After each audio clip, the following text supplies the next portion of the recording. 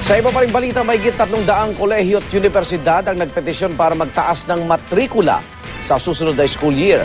Kaya naman ayon sa CHED, mas maghihigpit na raw sila laban sa pagtataas ng mga bayarin sa mga eskwelahan simula taong 2013. Darito ang report.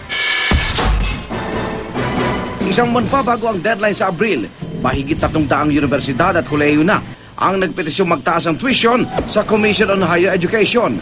Ang mga hiling pagbigyan, ipatutupad na sa Hunyo. Pero sa kasunod na taon, school year 2013 to 2014, mas maghihigpit na raw ang CHED alinsunod sa mga bago nitong alituntunin. Kung ngayon, tuition hike lang ang dapat ikonsulta sa mga estudyante. Sa taong 2013, hindi na pwedeng itaas ang miscellaneous fees at iba pang bayarin sa paaralan ng walang konsultasyon.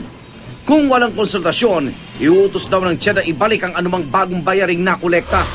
Pero para kay Kabataan Party Representative Raymond Palatino, hindi raw sapat ang konsultasyon lang para pigilan ang tuition hike.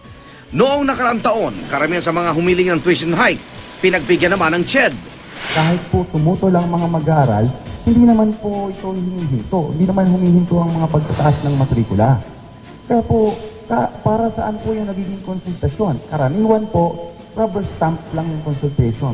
Giit ng CHED, umaaksyon naman sila at nagsasampa pa raw ng kaso o nagpapasara ng mga kolehiyong abusado umanong magtaas ang singil. Sadyang hirap lang daw sila sa dami ng mga paaralan.